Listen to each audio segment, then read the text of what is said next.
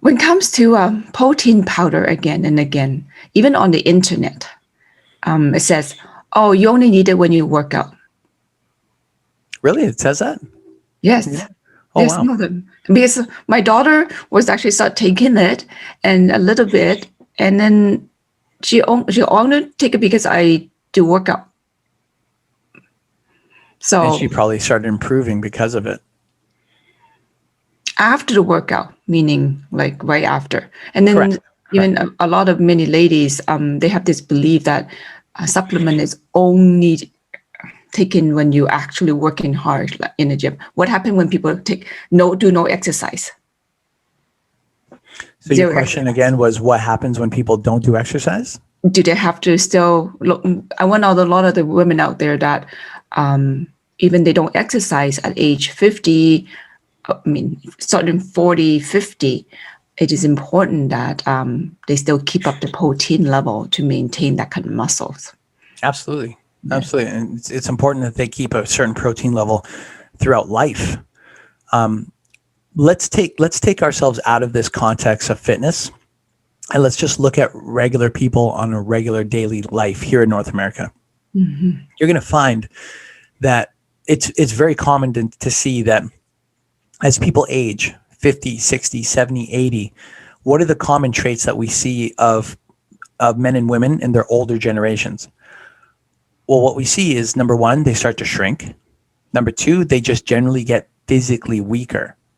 And because there's so many of them, number three, the vast population of our elderly is generally smaller in actual height and weaker in terms of actual strength. We as a population, generally speaking, again, of course, generally speaking, we've just accepted that to be norm. Like that's just what happens when you get old. Yet, in contrast, we're now seeing more women and men in their 70s, in their 60s, in their 80s. They're still lifting weights, some of them. They're still taking their supplements. They're still eating a balanced diet. Balance meaning that they know what they need to put into their body in terms of food and water or fluids to maintain a certain level of strength and endurance. Now, it's becoming more common to see 70-year-old women look like they're 50, or women like you in their 50s looking like you're in your 30s.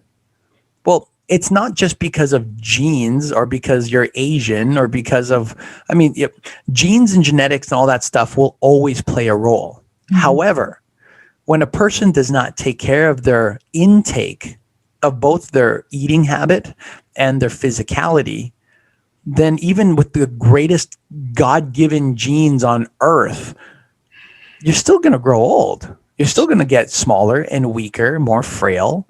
Mm-hmm. Energy is still going to deplete. Well, why? Well, I tell people your body's like a plant. It doesn't matter if you, the plant, are 1 day old or 100 years old, or if you're a tree. If you're not getting your sunlight, if you're not getting proper soil, if you're not getting proper fluid like water or rainwater, mm-hmm. you as a tree are going to die. But as long as you keep getting those essential nutrients, it's going to take you a lot longer to get frail. Like that's why you see some trees growing to 100, 200, 300 years old. And then you see some other plants like, the ones at my place that can barely live like 2 weeks because I'm not good at taking care of those plants. But the body works the same way. Mm. And we've also learned that the average person loses a pound of muscle and gains 1 pound of fat every year. Most North Americans actually go through that ratio. Mm-hmm. And that's why somebody, let's say a female who's 125 pounds when she's, let's say 35 years old, she could be 135 pounds at 45 years old, but also have a dramatic difference in the way she looks and feels. Mm-hmm. Well, why is that?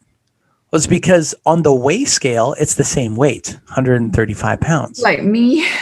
Right. But if we look deeper, the body fat could have went tremendously high and the muscle could have went tremendously low, but the weight is still the same.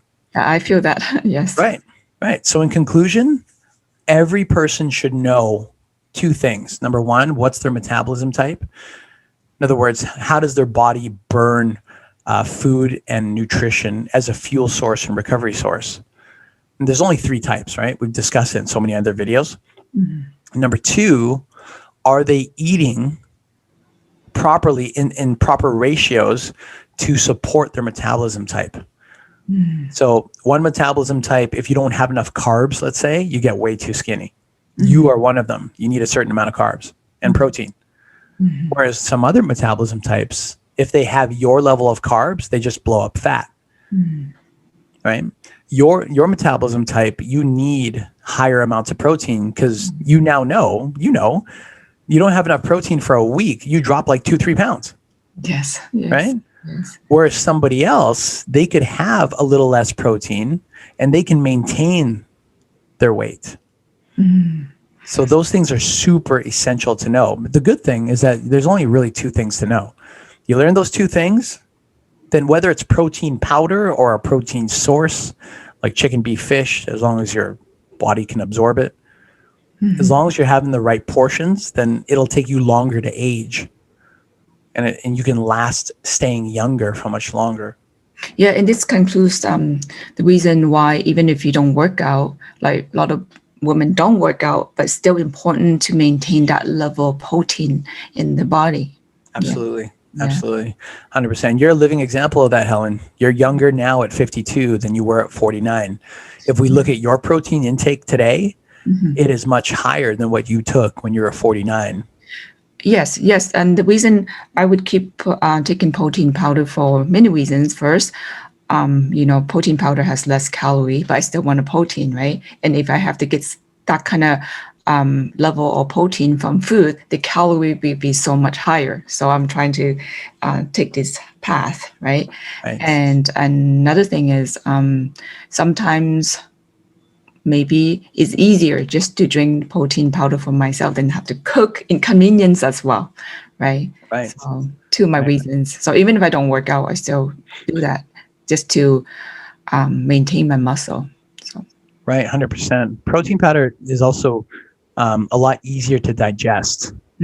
So if you look at like a big piece of chicken, it's going to take several hours for your body to break that down into an absorbable material that can be absorbed into your body. Whereas protein powder is already what we call pre-digested. So it's already ready to go. The moment you drink it, it's an hour, give or take, and it's already absorbing into your bloodstream with very minimal effort. That's why you don't get food coma after drinking a protein shake. But after a chicken or beef meal, you're like ready to pass out half the time. And I also believe that our organs inside the liver doesn't have to work so hard to break down the food, right? There's not much to break down with the powder itself, right? Right. It's definitely a lot easier on the body. Now, this is not a promo, obviously, for just drinking protein powder. But you and I both know it's nice to have a balance of both because we're busy people. Especially these days, we're just, even with COVID right now, we're still busy, right? Just busy in a different way. It's nice to have access to protein that we don't have to take half an hour to prepare. You just take 1 minute, literally, and then you've got your serving for that part of the day. So it's very accessible and it keeps us strong and healthy for much longer.